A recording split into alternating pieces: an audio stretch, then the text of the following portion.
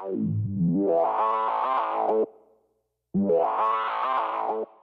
right, everyone. Welcome back to another episode this week on The Point of Disorder. I'm Adrian. I'm Julie. Hey, I'm Norris. I'm back. Norris is back. Welcome back, Norris. Sitting in for Gina. Great. Yeah, always great to be here. We love that. Well, you're usually here. Usually, but like I yelling guess, at us. Yeah, on the audio. I won't have to yell today. No yelling at us today. Well, we're all back from a long Memorial weekend, and there's been a lot of shit that's happened over the last several days that we need to get to. First of all, if you haven't noticed, we actually have a new Point of Disorder social pages that we want to plug for all of you. We're on Instagram, TikTok, and the YouTube. We'll be on Facebook shortly as well, but check us out on YouTube. We actually have video now, so it's very exciting. And they can see our new digs. We even have an actual studio. I know. And it's kind of fancier than my house. This shit is getting more and more expensive to fucking produce, so please come and support us on all of our new pages. But yes, like I mentioned, it's been a long week. Memorial weekend was just here. I would love to hear about how your weekend went, Norris. So for those who don't know, Memorial Day weekend is Movement Weekend in Detroit, which is the largest electronic music festival like in this part of the country, one of the biggest in the world. Birthplace of electronic music. Of techno, that's correct, is the city of Detroit. And I'm still recovering. I pretty much was running off maybe about 4 hours of sleep the whole time. What drugs were you doing? You know what? I was strangely sober. Oh, I was high off life. I'm bored. Okay, high on life. I was high off life. I was half working, and then the last day of the festival, I just like put my camera away and like just went crazy. Did you get some glow sticks and pacifiers? It's not that kind. See, I wasn't at the like not that one. Like I was down in like the deep house. Okay. And like trance. He's cooler jungle. than us, right? He's so much cooler than us. I was in the jungle area, so a lot of, a lot of amen breaks and stuff like that. So it was great. I had a great time. Met up with a bunch of friends. Incredible weekend. It's my favorite weekend in the city. I'm very jealous of you. I spent the weekend up north with my children at my parents' house, where I basically almost broke my ass because You need to explain. Please explain, Adrian. I was having a really nice weekend. I was like, the weather was beautiful. I was at the pool, went to the lake. All the Memorial Day weekend things you want to do. But up north at my parents' clubhouse is some like janky ass old 90s exercise equipment. And I thought I would be funny and entertain my children by getting on. I don't know what the fuck it was. I can't even describe it to you.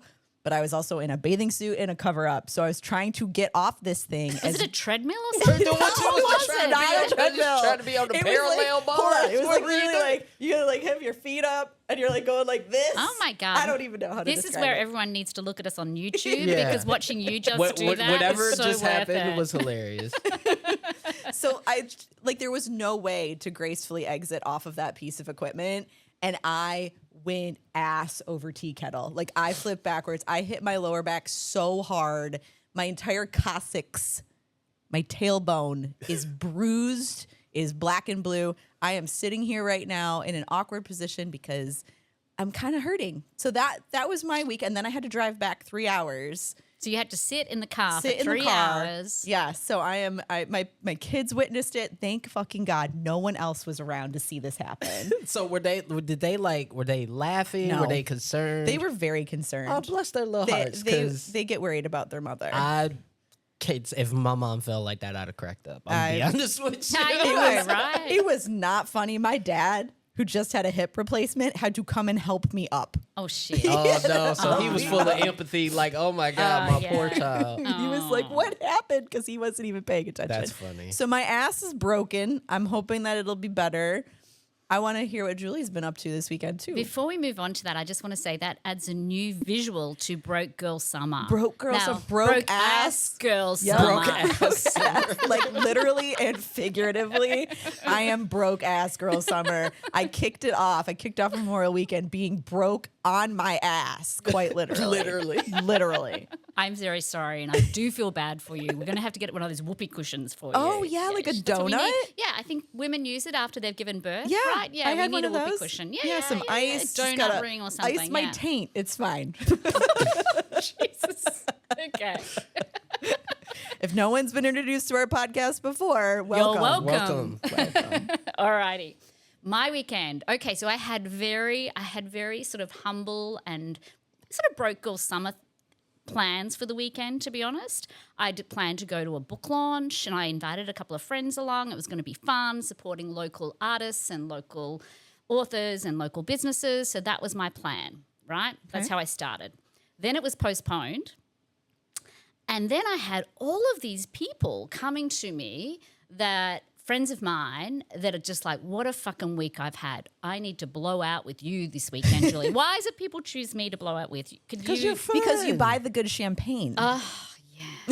Broke girl summer, though, people. Remember, No, broke but girl the summer. austerity measures, we got to take it back. Yeah. You got to take it back. But Sparkling wine. sparkling wine. But you're fun and also knowledgeable. Yes. Well, at any rate, so I had all these people, people that, like me are immigrants, some undocumented, some that are in the, LGBTQ community, some that are, work and have businesses in the abortion area. And they're like, we have had a fucking week. We need to catch up. So anyway, we had a lovely lunch, started out very, very nice, sitting around, just shooting the shit. We were laughing. That was at 1:00.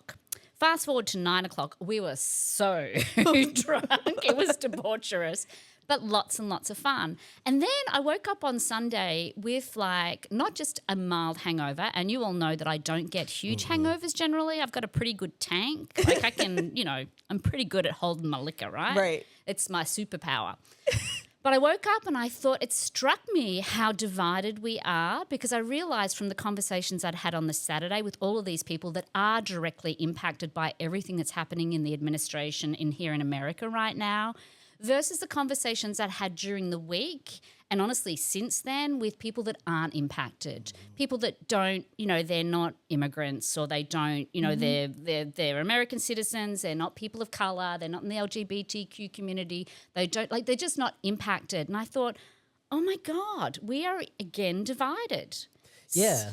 So yeah, it's like we've been divided so many ways, by race, by everything. It seems everything except for obviously the socioeconomic stuff right now. Distract and divide. And I think it's interesting too, because I think as a black person kind of sitting back, and I've said on the show many times where black folks are just kind of sitting back and watching this all unfold. We're not really involving ourselves in the sort of larger discourse.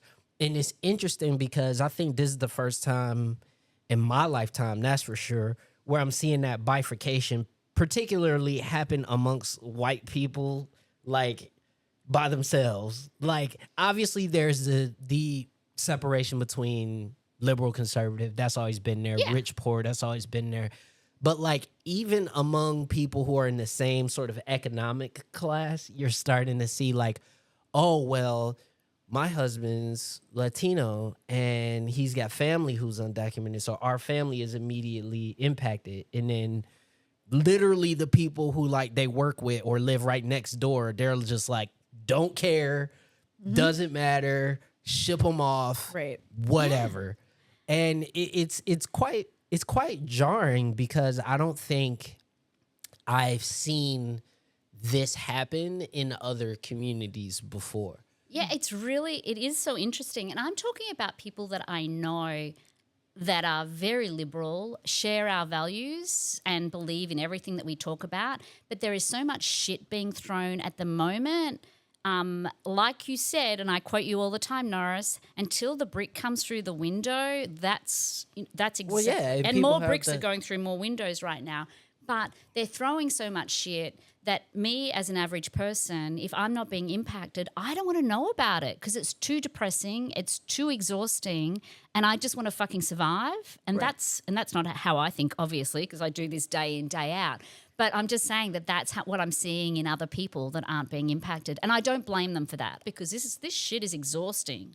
I hear what you're saying, but I also do blame them, because anyone who has any ounce of privilege should be using it to fight back in whatever way they can possibly do that. And I have some interesting examples from my weekend as well, because I'm still on a dating site and I'm still having conversations with white straight men. I am still mostly straight, so it is just the way it is. Have right? you thought about changing that? I mean, I've tried, but like it didn't stick. Okay, so I had some diametrically opposed conversations over this weekend with some folks on these dating apps, and one of them was, he does contract work with an affected department, which I will not name right now, and everyone's shitting their fucking pants. And he said, like, I've started going to marches and I've started doing these things. He's like, I imagine you go to marches all the time. And I'm like, no, actually, I don't fucking do that. I did that 7-8 years ago, the first time around. And I don't need to do that anymore, but I'm glad that he's doing it. But he's just now saying, this is a fucking problem because my livelihood is on the line and the people that I work with livelihood is on the line. So I appreciate that he's finally come to the fold, but it took him 7 years to get there. Another gentleman that I was speaking to that I have since blocked said that he, again, this is when you start talking to someone who's a moderate, right? Oh, both sides are the worst. And okay, I'll play this game. He has like a complete fucking come apart when I mentioned Jasmine Crockett. And he just starts talking about what a loudmouth she is and how she's not going to get anything done and who does she think she is. There was just a lot of like signaling. And so I asked him like a very probing question, and then he went fucking radio silent. So I was like, I'm going to block this asshole. But you know what? But all of that is based in the luxury to be able to ignore that kind of stuff, right? Whether it's like there's so many communities and so many different types of people that just don't have that type of luxury. When I think about undocumented people in the country, they don't have the luxury to ignore this stuff. No. Like, there's literally been entire block parties and neighborhoods and birthday parties that have just been completely raided. Like, imagine, because I believe last month there was one in Boston. It's like some girl's birthday party. Yeah. And ICE raids a birthday party. 13-year-old girl's birthday party and starts hauling people away. Like, you can't live regular life that way. No. And so, to hear about people who is, I'm going to start going to marches and da-da-da-da-da. Nah, bro, talk with your money. That's what I want to hear. And I also mentioned that to him as well. Like, it's one thing to do a march. It's a little performative, though. Like, what are you doing in terms of volunteering your time and your treasure to fucking candidates you believe in, causes you believe in? Because that's really where the rubber's going to meet the road, right? That's exactly what I've been saying. So anyway, so I think it's interesting that you had this realization that we're seeing this the two polar opposites. The people sitting in their privilege who are like, I'm just going to tune out. It's too much for me. Okay, I get that. But we all live here. And you need to be using and exercising your privilege. That's just my opinion anyway. But we have a lot of shit we need to get through because of this administration, because of Trump. He's been so incredibly busy this last week and a half. I think we've got some fucking clips that we need to play. Yeah, the first thing we want to talk about is this really off the rails speech that he gave at West Point, which, I mean, covered the gamut of all the Trump, idiom greatest hits. But the clip we're going to play is particularly interesting. Mind you, this is West Point. He's talking to a room full of military officer graduates. These are people who are going to be the military leaders of the future. And his decision is to talk trophy wives. This was another highlight from the weekend for me. He ended up getting a divorce, found a new wife. Could you say a trophy wife? I guess we can say a trophy wife. It didn't work out too well, but that doesn't work out too well, I must tell you. A lot of trophy wives, doesn't work out. But it made him happy for a little while at least. But he found a new wife. He sold his little boat and he got a big yacht. He had one of the biggest yachts anywhere in the world. Yeah, so That's a lot. that was a lot. My first response to that was, Norris, close your robe, grandpa. He's not okay. Like, No. who the fuck says that? No, it's weird, and also the concept that just the average person cares about trophy wives or like has the ability to go. Listen, I've hung out with some pretty rich dudes in my life before. Okay, I'm talking about guys that rappers, politicians, business people, athletes, all these people. Right, the vast majority of them end up with like a girl they met in college. Right. Right. They don't want to be sitting here like second guessing, is this woman here just for my money? They're not all Bill Belichick. Exactly. Let's not even go with Bill Belichick situation. But the thing that I find is funny is that through all these Trump things, no one ever just goes, sir. Close your robe. That's the part that kills me, because any normal like chief of staff or like assistant or anything would just be like, sir, let's keep it rolling, dog. But remember, though, I think what we always have to remember about this shit, because it's like it's hard to keep your mind straight on any of this stuff when you hear it. It's like, is he serious? Yeah. Has someone fucking is this AI? I think that living in America right now may be just one big AI experiment in terms of is this AI? But his staff and the people around him are such sycophants, and they're all scared of him the same way as we all are. Yeah. There's so much fear that's being put into them. What are they going to say, Norris? What are they going to say? Hey, Grandpa, close your robe. Don't talk about trophy wives. It's embarrassing. It's weak and cowardly. Also, AI would have a fierce need to make sense. Like You'd have like M dashes. AI, There would be M dashes everywhere in that speech. Like You pause here. AI could only use what already exists. Exactly. It couldn't make up new nonsense. Well, we all know that like Trump goes off the cuff, right? He's not really paying attention to the speeches that have been written for him. That's what his MAGA base loves. They love him going off script and talking about crazy shit like trophy wives. Is it really the best place at a West Point graduation where you're talking to young men and women who are essentially enlisting to serve and be officers in pledging our their military, lives to the military. Right. Yeah. Like, Good maybe chance not. they won't be getting trophy wives. No. But then you refuse to shake their hands. Normally, after the whole thing, as I understand it, every president. So let's explain that this is where presidents go and do the commencement speech, Yes. right? They always do that. So they normally go afterwards and do the shaking of the hands. He was very busy, Yes. very, very busy. What was he doing? He Adrian? needs to go talk to China. He has a very important right. phone call. He's got to get on the phone with China. We got To get some more crypto. We got to riff on these tariffs. All this shit's going on. But then it turns out, he wasn't actually talking to China. He was out on the golf course. Oh, That's the best excuse ever. Like, by the way, like if you ever need, that's the best doctor's note in the world. I'm Yeah. going to go and speak to China. Like, gotta speak to listen, China. guys, I really want to stay, but I gotta go can't. talk to I China. gotta talk to China. She's waiting for me. Yeah. She's on the phone right now. Right like, now. Gotta meanwhile, go. he is at home playing Marvel He's- Rivals. Like, Yeah, it was a weird ass speech. I mean, the whole thing kind of really reminds me of, I'm in the middle of reading Bonfire of the Vanities from Tom Wolfe right now. So there's a lot of weird parallels to 1988. Anyway, go check out that book, Tom Wolfe. Just chef's kiss, amazing. There's been other commencement speeches this past week. I mean, the Columbia University president got booed. rightfully so. Rightfully so.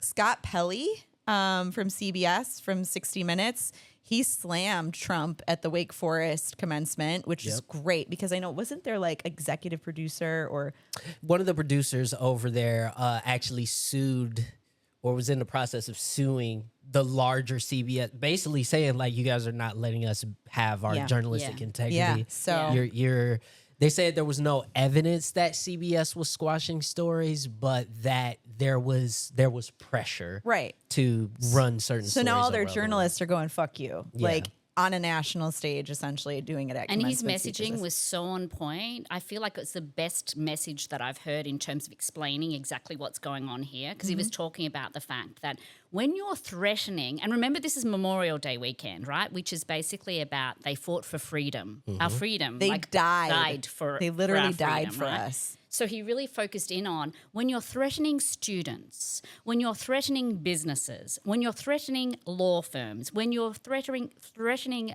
journalists and the media, maybe we're not as free as we might think. Exactly. And I just thought, thank God someone's fucking saying it out loud. Someone with a microphone louder than ours. The freest country in the world. I think we're ranked like 36th in freedom.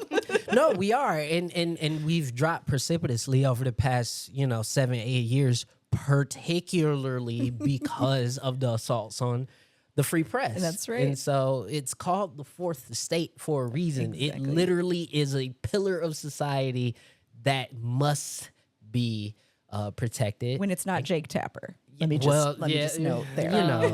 But you know what? Can't all be perfect. But I protect Jake Tapper's right to make the book. That's right. Even if I don't like the book, I protect his right to make the book. But we can all agree that we don't like everything that's written, right? Yeah. Like that's freedom of speech. The whole that's the thing point. is like that's the point. That's the point. I mean, so speaking of like not liking everything, right? That seems to be the Trump.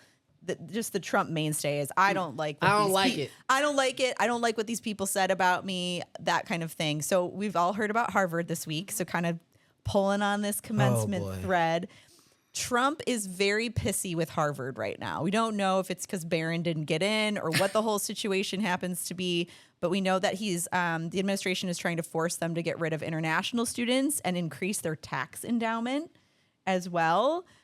He wants to cancel the rest of Harvard's federal contract funding, which is like Harvard we know is like the #1 institution in the country. These contracts are things that with the federal government, like those public-private partnerships that go hand in hand that support research into critical things. The things that we use every day in terms, I know science is not a sexy word anymore. We're very unhappy with freedom of speech and science right now, but that's where, and what I found mind-blowing about it is he's threatening to move that money to trade schools. Yeah. Do you think trade schools are going to be able to do research into but they don't even have Cancer? They don't even have the apparatus to like receive that size of funds. Right. Like they would have to increase not just their workforce but their administrative staff like by exponents basically in order to make use of it. So that's goofy in and of itself. But then also on top of that is I am challenging conservatives. I'm going to look in the camera when I say this. I'm challenging y'all because y'all are supposed to be the party of small government, of the government staying out of your business, staying out of everything, including staying out of your schools.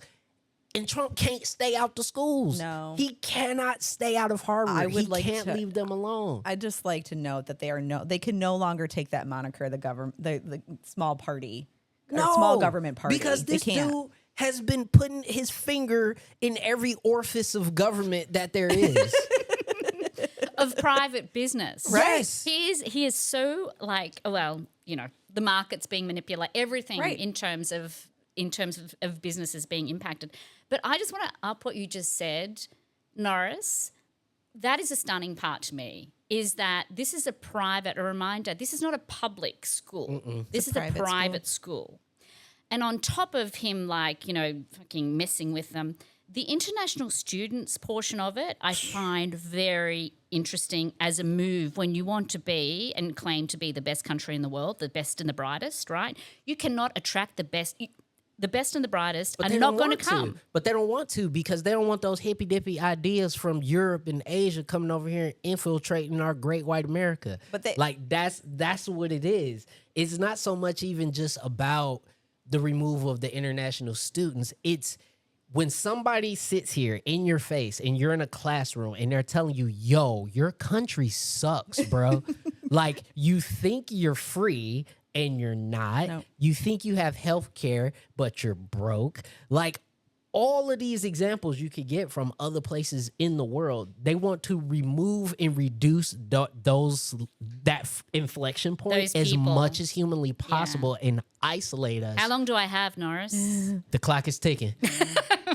But for real, it's they want to isolate us with you. so much. It's just like an abusive relationship where you isolate the person away from any other external factors that can remind them that, oh, this is not normal. That is what is happening right now. I think the other thing to note about this as well, that goes beyond Harvard, but goes to any international student who's looking to attend a college and university in the United States, they want to input like some kind of tracking mechanism to check all of these students' social media platforms, like, which is super fucking bonkers. It's like, that's some 1984 next level shit. How they're going to do that at the State Department, I have no idea. But that's why you know what I'm saying? We got Zuckerberg on board. That's why we got all the tech giants on board, because Big Balls is at it right now. Yeah, the ability to do that is just a matter of, you know, some algorithmic AI being able to scrub your social media. It's not as hard as it sounds, but it is absolutely a violation of every right. Just about Land of the free, people. And home of the brave. Free. That's all it. right. Well, okay. You've got to be brave, that's for sure. You got to be brave, especially if you want to go to Trump's crypto dinner, which apparently was $1.7 million a plate or something to be part of this fucking dinner. Caroline Leavitt, everybody's favorite. I'm going to be her for Halloween, by the way. I've decided. You could do that. I'm going to be Caroline really Leavitt for Halloween. I'm going to get a giant cross. The cross might be hard to get. Well, you never know, right? She claimed that this dinner was in his personal capacity, not as president, which I don't really think when you become president of the United States, you really have a personal capacity anymore. Like, that's not that you don't separate those things. But Gina sent over a picture of this meal, which could only rival the women's caucus luncheon for what I think they served had. like some Fire Festival food at the $1 million dinner. It was like shit you would get at a low cost wedding, like at some fucking banquet center. They went to Cracker Barrel.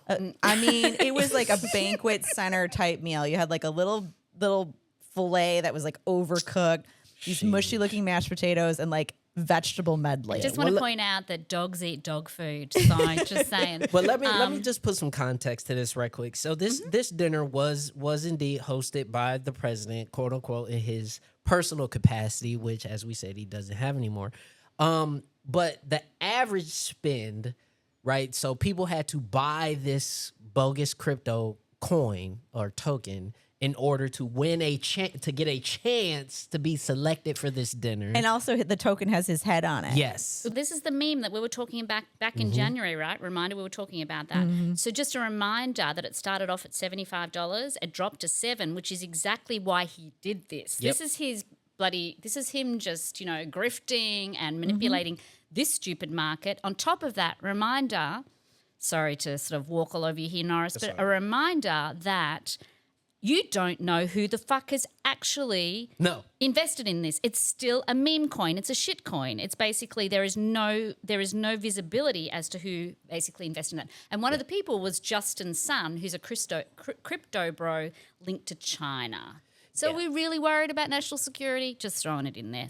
Exactly. Still looking for Hillary's emails. Sorry. Exactly. And this is one of the big things. And I'm gonna give credit where this was put up by NBC News, where they put a graph, which is very important for everybody to recognize, is that you can only donate or election contribution limits are $3,500. Right. That is the most a individual. This is Citizens United, folks.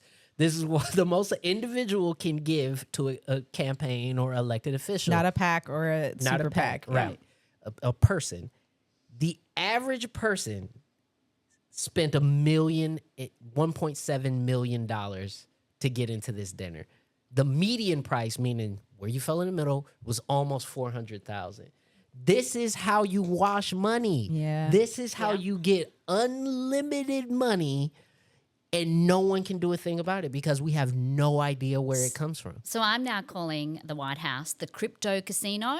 That's what it is. So literally you can it's a joke. I mean, it's like, Trump's university, like he literally is doing exactly the same thing. But the thing with those is like those were scams that eventually got investigated, shut down.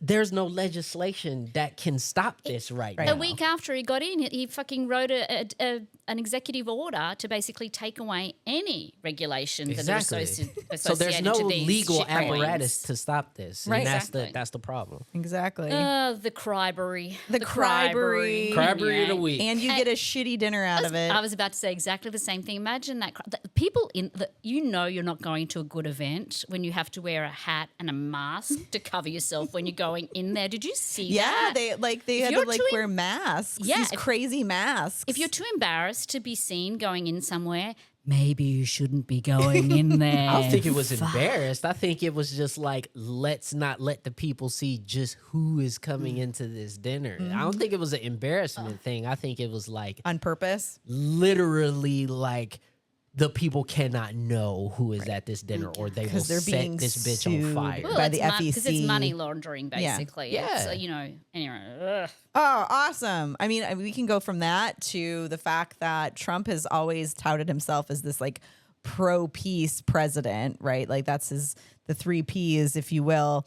He's been using Truth Social over the last several days to basically yell at Putin and Netanyahu and talk about how they got to stop what they're doing. Stop the count. So Stop the count. Here's the thing about these particular wars that I find not hilarious, but just very ironic in terms of where we are with them, is that we were in a position, and I'm not necessarily trying to praise the Biden administration, but we were in a position in which there at least was a path to de-escalation.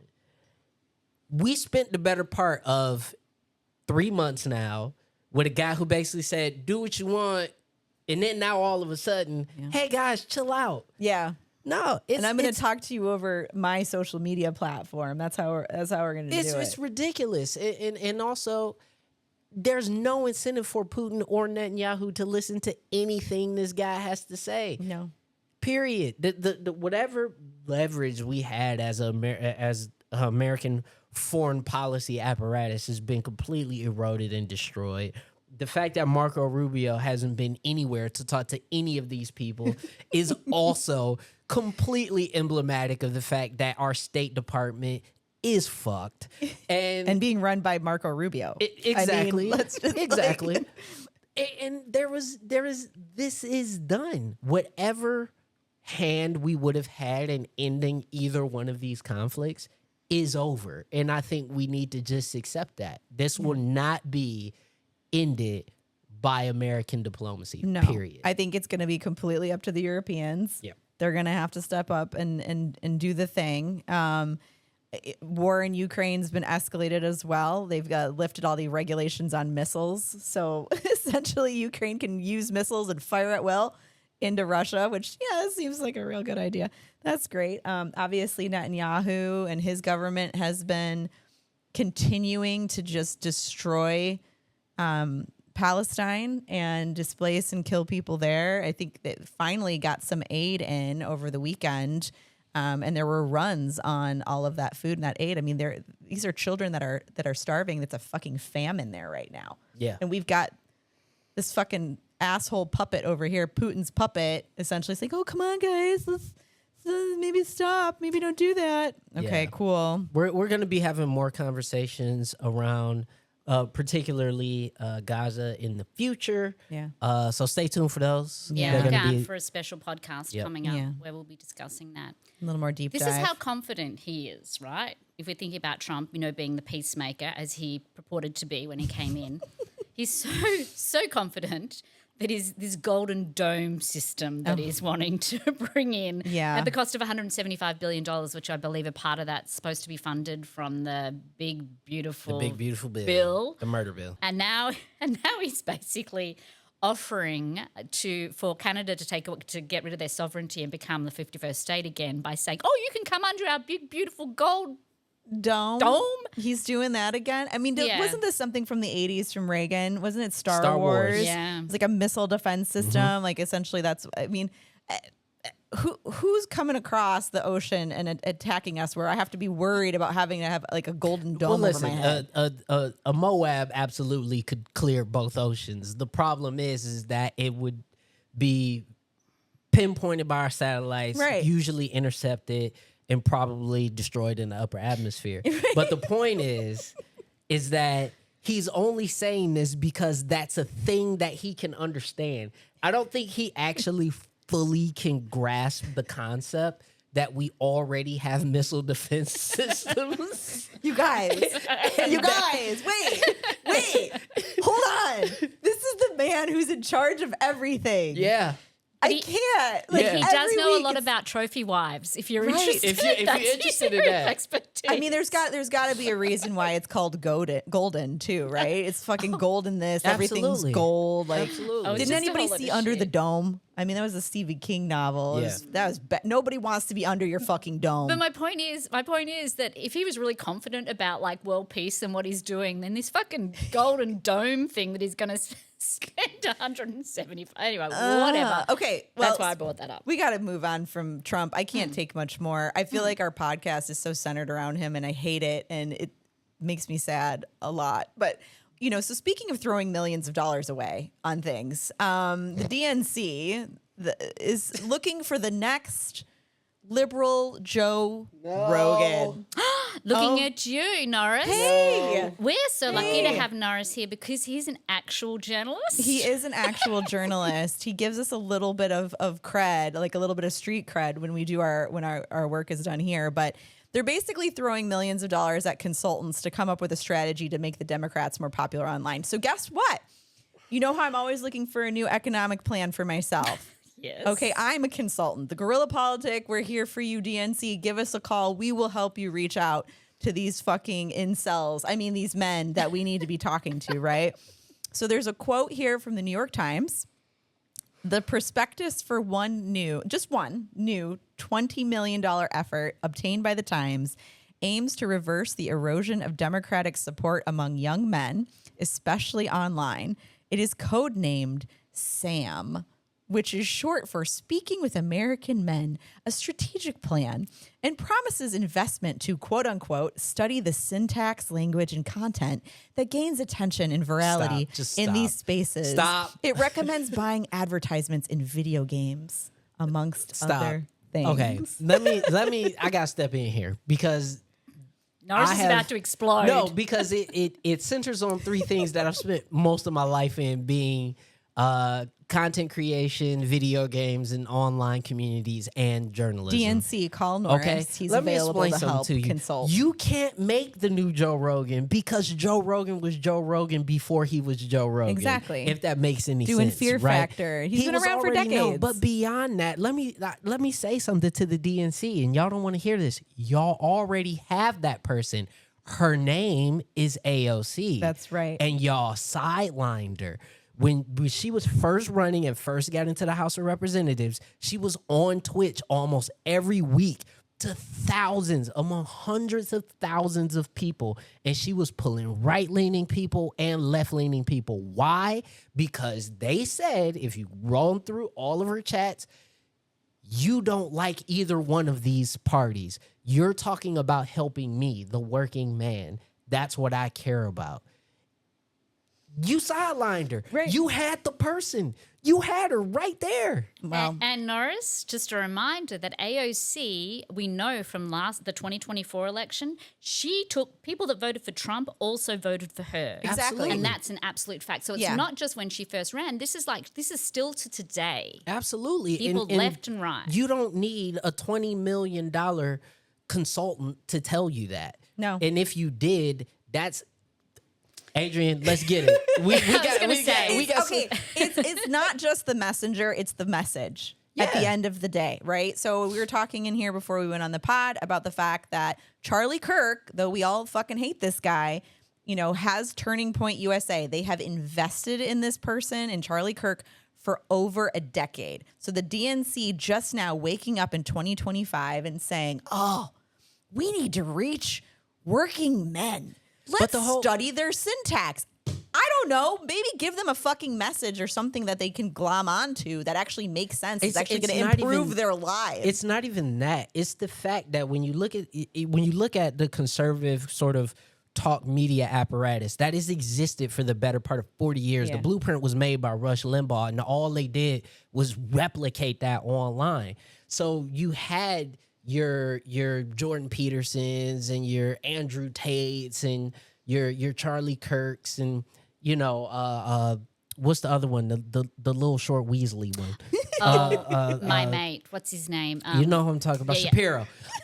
So The short Weasley one. He's now has a job in the White House. that's insane, right? So you have all these people, and they're all supported by the same apparatus. They're not given specific talking points on a white Right. sheet of paper That's with right. an official masthead. They know what to talk about because the money funds them. That lets them know what they should be talking about. All the DNC has to do is find who's already doing the stuff. Hi, we're here. We've That's been it. here. And can This I is just the simplest thing. I want to talk from Distill 20 million. I want to talk from Distill Social's perspective right now because we have recognized that. Not saying we don't get anywhere near 20 million, closer to $20. So anyone out there interested in helping fund it, but we have made a concerted effort to bring in, like to do this podcast, to do this space, to bring in young men. You'll see them more and more on our social medias.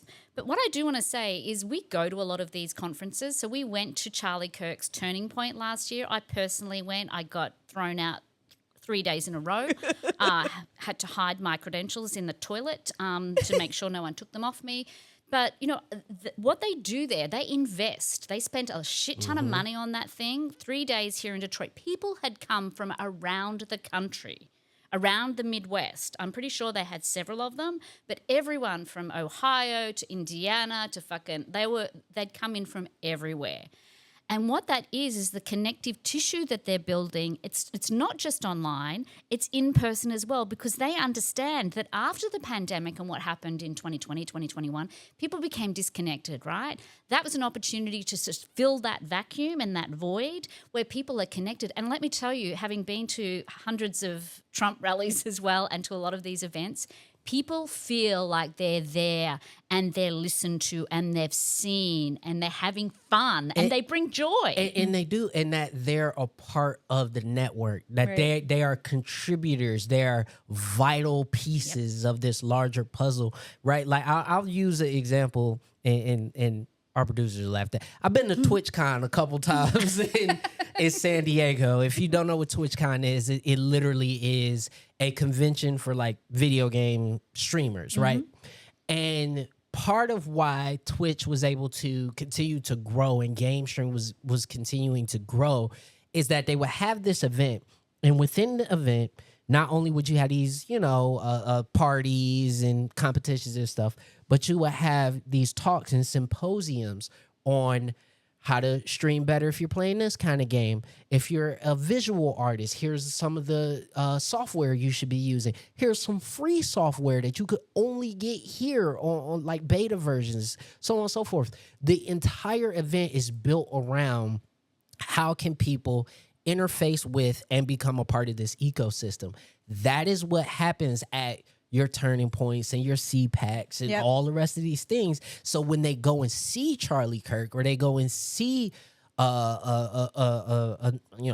another content creator, he can turn around and say, "Hey man, I need another editor. Right. Give me your card. Right. Hey man, I need a sound guy. Give me your card." And now you're in. Yeah. The left has nothing of the sort. And listen, we know that there's an income imbalance. Typically, conservatives tend to have more income, but that doesn't mean that somebody can't organize this stuff. Well, if you got $20 million That's that what I'm you're saying, willing to throw away on invest one consultant. on a consultant, like that's $20 million that you could create. You could start creating the germ of this ecosystem of influencers that can then train and work with other influencers if and you make gave connections. us 5, we could throw a convention. Fuck yeah. You know what? We could throw a convention You and guys get people listening there right now. I was using an example of like Turning Point. I've also been to CPAC. Yeah, I need serious therapy. That's why I come here to the podcast. Anyway, they're very inexpensive. It's very inexpensive to go to those things. You try and go to like they have Netroots Nation, obviously the Democratic Party version of I've been to that a couple of times. It's not so cheap. It's quite expensive to go to that, and it's just not. And I also don't feel like it. There feels like always. There's a difference. It's almost like a barrier to entry. It's elitism. It's elitism. You literally have to be almost invited to Netroot Nations, whereas it feels like certainly with Charlie Kirk's Turning Point was just like, honestly, it was average Joes off the street coming in there, and it felt very, very down to earth, very kind of like, you know, don't get me wrong, it's a fucking cult. Yeah. It's a cult. I'm not I mean, saying their policies are it's good. still fucking horrifying. It's Okay, but horrendous. I pose the question, then where's the left's cult? Yeah. We were talking about this last year when you guys went to Turning Point, is like, why aren't we having conferences? Yeah. Why aren't we we got the big Bernie rallies that you can kind of show up for, but like, I want action. I want to know what my next steps are. That goes back to the people who are burying themselves in the sand. Like, give these people something to do. Yeah. Use their time and talents and allow them to come out to something besides like a rah session. Someone's giving me another speech, and tell me, okay, there's breakout sessions. These are the different ways you can get activated. Here's some networking time. I mean, we all used to work in private enterprise before we got activated years ago, right? Like, you go to conferences so you can learn more shit and network with people. That's how you get things done. And Turning Point, they had the breakout sessions. The whole thing was breakout sessions. The waste of time for me was that because we're media there, they didn't let media into any of the breakout sessions. So it was all fascinating. happening behind the door, and they Really intelligent, actually. It's fucking brilliant, right? They was like, oh, no, you can sit over there and you can watch it online. You couldn't watch it online. They were literally, they gate kept the whole thing. The only thing you could do was walk around like just the general area and go to the main stage. Everything else was for the media was off with, you couldn't go there. Yeah. Well, speaking locally, we got a convention happening up north. Oh, gosh. In Mackinac. It's the annual Mackinac Policy Conference. Yeah. So honestly, I haven't heard any tea, but there's usually something that's happening up there. Like all the legislators go up there, they rub elbows with business folks and with, different people who could be filling certain coffers, if you will. The Bernsteins are always up there doing their thing. So Gina and I went up there a couple of years ago. We weren't up there for the conference. Once again, we can't afford such things. It's quite expensive to go to that thing. Anyway, and we weren't invited, whatever. We went up there, we interviewed the governor. We're up there interviewing the governor at her summer house up there. And so I said to Gina, hey, I know that hotel pretty well. I know how to kind of not break in. I don't want to say break in. I didn't break any windows. You know your way around. I know how to get in and out. I have this theory. It's like if you wear a high-vis vest, you can get in anywhere.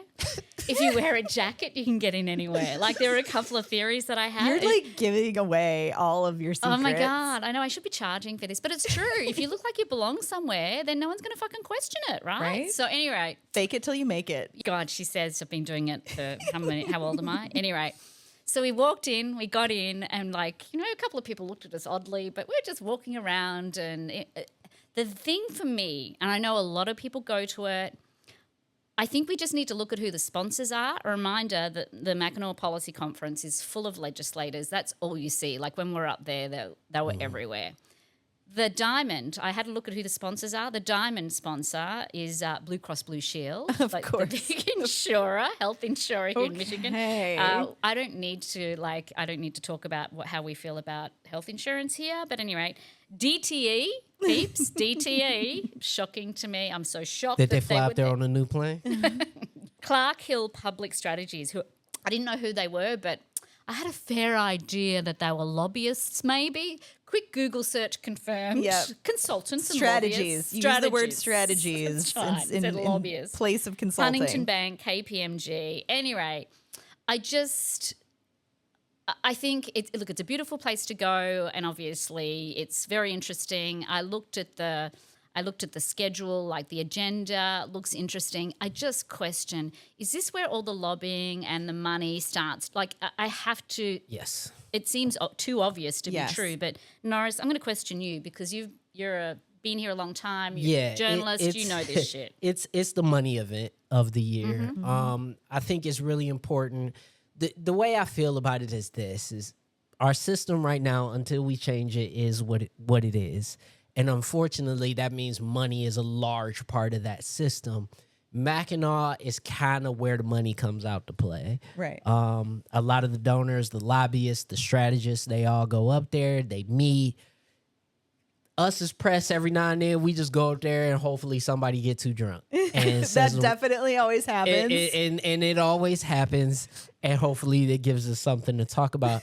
Other than that, I don't want to necessarily call it a dull affair, but it is a event that is pointed towards King making somebody's campaign behind closed doors. When we're talking about a governor's race, Senate race, Detroit mayoral race, those are all the folks that are running right now, and they want to go up there and they want to, talk about their policy and hobnob with the people who have the money. I'm not gonna say names, but there was someone who was running for Senate not too long ago who went up there and definitely torpedoed their own campaign because, they couldn't stop drinking. So, those are one of those types of things where stuff like that can definitely happen at Mackinac, where, your campaign or your political future can end just as quickly as it can begin. We'll talk about that off mic. Mackinac is one of those types They of need to have a places. sparkling something, not so much a martini. Yeah. They gotta watch what they do up there a little bit. Yeah. And they have got panels up there. So they're doing the panels of all of the different candidates. So the Yes. schedule is... Yes. The irony, I saw that Jack Bergman was on a panel talking about, affordable housing. Oh, that's hilarious. The whole thing, I went through the list and I'm like, oh, God, these people, this is unserious. Yeah. Surely this is not serious. I mean, I'd like that's- to see what they're discussing. That's one of the things they're talking about. They do have subjects that they kind of glom onto every year, and affordable, accessible housing is one of them. The trade war and the tariffs. Is Tariffs something are a big huge. one. they're yeah. talking about. They actually have a bunch of Canadians that are there right now too. So It is good for that. I will say one thing that Mackinac is actually excellent for is a lot of particularly Michigan specific deals with Ontario and the rest of Canada is good for that. But if you are not a millionaire, sorry, you're a little SOL. It's you fine. kind of I'm not I sure know- how much value you I know get a lot of up there. nonprofits go up there too because they're looking for grant money and Funding, and they're they're doing things in that either that economic space or some of the spaces that are mentioned every year. But we look forward to having enough money to go up there to be able to get more money. That's right, exactly. Kind of how it works. It kind of works. Like you gotta have enough money to go up there and get It's more a money money. thing. It's definitely a money thing. I do love Mackinac though. I love it when is there's beautiful. when there's no tourists there. It is a car-free place. I fell in the lake up there. You fell in the lake. You fell in Lake Huron. I was throwing rocks. I was skipping rocks and fell into the lake. How did you do that? Were you getting off a piece of exercise equipment? No, I was just standing amongst the windswept rocks. Like obviously Outside you're of here the to tell Grand the Hotel, tale because yeah. there are some cliffs off the Mackinac Island pretty area. high like, up, yeah. It's pretty high up, so you got to be careful. Yeah, but I fell in and my dad laughed. And I was just like, what if I was drowning? He was like, you're not. Yeah. I love that your family laughed at you when you fell in. Did Drama you also queen. break your ass too? No, but I did have a pretty big gash. I still got the scar. Oh my But god.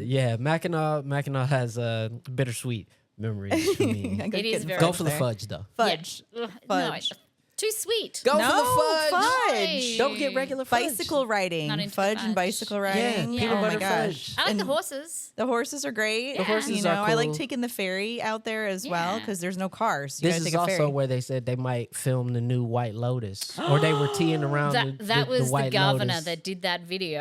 Yeah, they were. Whitmer did a video on doing White Lotus, saying, "Come here, White Lotus." Yeah. I don't know. I mean, there is I- no Four Seasons hotel. in Yeah, There Mackinac. isn't. They do There all isn't. four It's not. seasons It's all at the four White seasons. Lotus, It's all don't they? seasons. Yeah. Oh my They God. should do it up there though. It'd be fantastic. I mean, seeing White Lotus all 3 seasons, and Mackinac's great, but I don't know if it's that high end enough. You know what? I Yes, think it is. No, but that's what they need to do though. They No, need no, to no, do no, no. kitschy like stuck in That Time is Town. that is not the brand of White Lotus. You have to hate all the privileged rich people. So then they go into the Alps. Oh, okay. Alps is great too. Yeah. I actually think that there's probably Mackinac is such an interesting place that there's probably some like dirt to sort of dig up there from Yeah. like the history that could Yeah. be interesting on White Lotus. Privileged people go up Oh, there. There's yeah. a fucking I shit mean, ton of yeah, money that goes up yeah. there. I want to see the Alps, and though. I think it could be more I interesting. mean, black people couldn't stay at the Grand Hotel, no, but they that's could work what- there. yeah, no, exactly. That's right.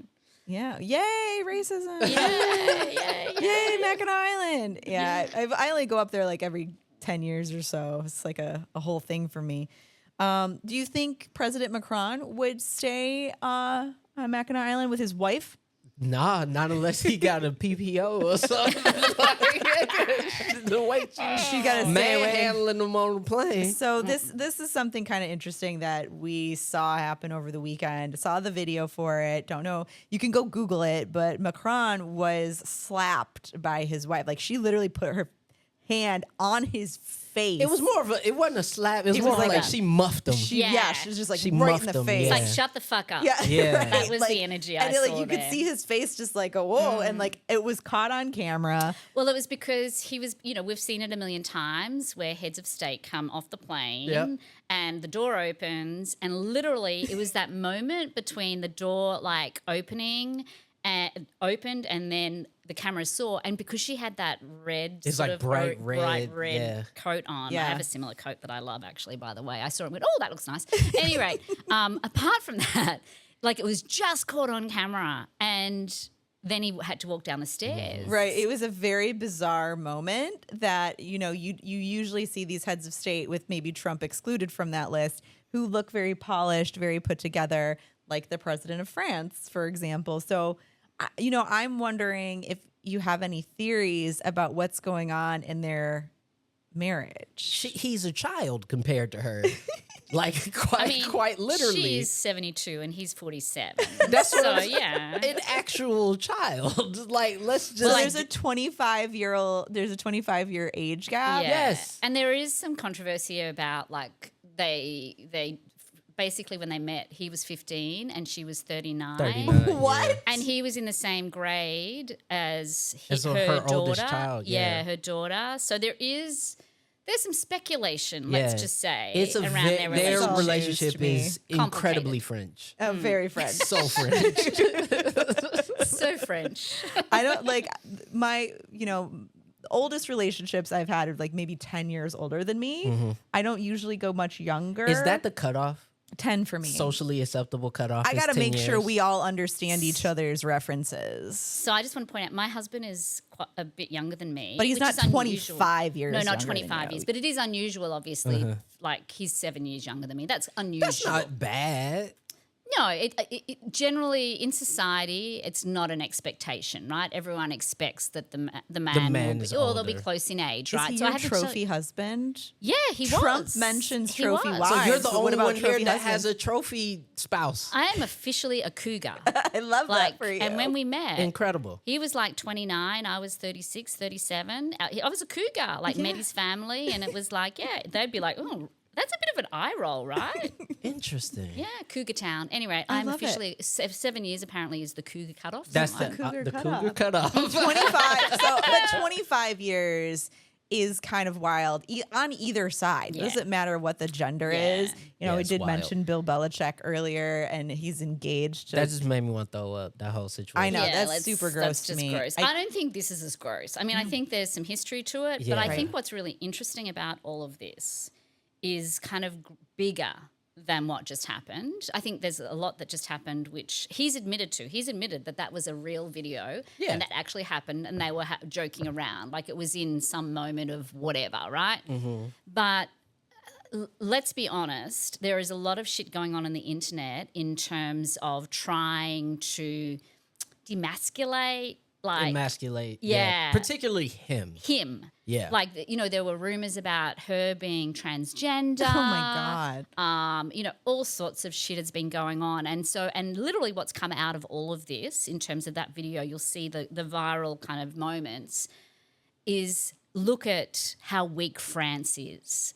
being bossed by a woman, that kind of thing. Oh my so God. the interesting part about that is a lot of that is coming obviously because of France's and Macron's support of Ukraine and the fact that, Russia, it's basically Russian bots. And they're, Okay. and they're taking a very sort of leadership role kind of in the absence of For the American US, diplomacy. yeah. They're kind of near the front of the line when it comes to what the EU's response to. So the Russian bot farms are at play here. They're and at play. sowing I those think seeds. there's also just, and we talked about it very briefly before we came on air today, is that there's also some at play with like very far right groups when it comes to Macron in France and the emasculation of him and weak leadership and a real man wouldn't let his wife do Yeah. that to him, that kind of stuff. I don't think that shit really Which plays well is- in France, though. I It- mean, no, it's not. I don't think it's well, France. the thing is France also is very stratified Right, as well. There's right. a lot of far right movements in Yeah. France as well. So could a movement like that catch hold against Macron? I think it could. He's not particularly the most liked politician in France. I agree. I think that he's in a bit of trouble Yeah. with regards to all this. But what I do want to point out, just from a societal perspective, which I have a lot of trouble with all of this, is regardless of what happened between the two of them, I feel like domestic violence, women against men, it's a real thing. Yeah, And it goes both ways. yeah, and the way that we react to this is basically minimizing domestic violence against men, and it's not helped by the bro culture. Do you know what I mean? Saying that, No. The patriarchy harms us just as much, man. Yeah. yeah, like 1,000%. literally saying, like you're a weak man because your wife, and I get it, like maybe that's how it looks, but at the end of the day, it could have been domestic violence. Well, in other instances, it's could have been domestic violence. We don't know. If we take it out of the context of it being a head of state and you were just at Applebee's and randomly saw a lady just shove her husband's face in the Yeah. middle of the restaurant, you would look Yeah. kind of like, whoa, bro, what's Yeah. going on over there? Right. That's kind of how I view it. And so for me, it was I think he's obviously, protecting her, saying, oh, we're just fooling around, da-da-da-da. But, there's some truth to that we definitely look at it differently. And I think we should not do that. Yeah. I concur. I think yeah. taking it out of the context, like you said, it's if you put it in an Applebee's, is it gonna feel the That's same? why I put everything bad, Put it- unfortunately. put it in when I think Applebee's. of something bad happening at the top levels of our society, I go, if this happened at Applebee's, would I feel the same? I feel like we're never going to get a sponsorship from Applebee's. We really love you, Applebee's. No, so that's if you're okay. interested- Oh, no, I'm it's okay all with that. good. I'm okay with that. It's all good. Listen, okay. Chili's got y'all beat with the triple I dipper know. anyway. Hey. So Listen, I've got some plans soon coming up. I'm gonna be doing Chili's DoorDash on my deck. let's go. Oh my God. So that's what you're looking Fajitas? forward to? Yes, Let's talk about I'm what we're looking forward I'm to. Bit looking of joy. forward to that. I'm actually looking forward to doing that very soon with a couple of my friends. We love the Chili's. I very much like the chips, but with our side of ranch. I So actually good. hate ranch. I hate ranch What? too. What? Yes, let's go. Yeah. Who fucking hates ranch? Gross. Communists. What is wrong with you people? Communists? How do we get to communists? Who hates ranch? Oh my god. No. Oh my God. What are you guys looking forward to? For me, I am looking forward to just a lot more work here, helping out more with pointed disorder and all the stuff going on here. But also in terms of my personal life, I'm super duper looking forward to 4th of July. My family has a giant 4th of July party and we start planning it now. Oh my God. Amazing. So yeah, usually How do we get an invite? 30, 40 people. So You yeah. don't? No, you don't. Yeah, You don't. you got it usually is clandestine. It comes in the dark of night. Oh. And if you get a special invite, it's like a golden ticket. Oh my God, Willy style. Wonka. Yeah. I'll be I, looking I forward to do that. love 4th of July, even though I'm super pissed at my country right now. I do love 4th of July. Yeah, man. I'll be back up north, not using exercise equipment. This is why I don't go to the gym. What are you looking forward to? I am super excited. I always, I have to have those little bits of joy, and I plant them from week to week. And I know that's kind of weird, but I just go, "Oh, where's my little secret?" Your and I hide it from Easter myself. My eggs. Easter eggs, Yeah. exactly. Nice. So I'm excited. I've got during the pandemic, I went home to Australia and I had to be in a quarantine centre for 2 weeks when I flew in, right? Which meant you had no, your contact with people was, I could see people sitting on their porch of their container on, 30, 40 You guys feet had away, some right? fucking badass protocols. We had very low numbers in Australia. So for 2 weeks. I was in there for 2 weeks. The people at the container across from me that I would talk to from my porch to their porch, one of them is visiting her family in Chicago. Oh. So I'm going to Chicago to have dinner with her. That's amazing. And it's going to be the first after 4 years, almost 5 years, of literally texting, social media. We've spoken on the phone, talking from, porch to porch. The first time I'm going to be able to give her a hug, and I'm so excited. That is so That's wonderful. really What an cool. actual, really nice thing. Yes, I love that. I love that for you. I love that for us. Thank you for sharing that with us. I think this is a good way to end the pod today on a positive note. So thank you, everyone, for being with us today. Don't forget to check us out on all of our new social platforms, Point of Disorder. Norris, thank you for filling in for Gina.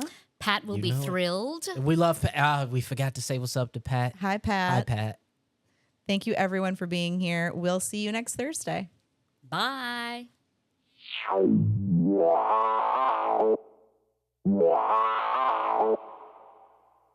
And that's a wrap on today's episode of Point of Disorder. We'd like to extend a huge thank you to everyone who listened today. And if you like us, give us a like, a subscribe, or a review on any place you get your podcasts. And don't forget to follow us on social media at Distill Social and at The Guerrilla Politic. This is the Point of Disorder podcast, signing off. Stay sharp, stay progressive, and above all, stay tuned.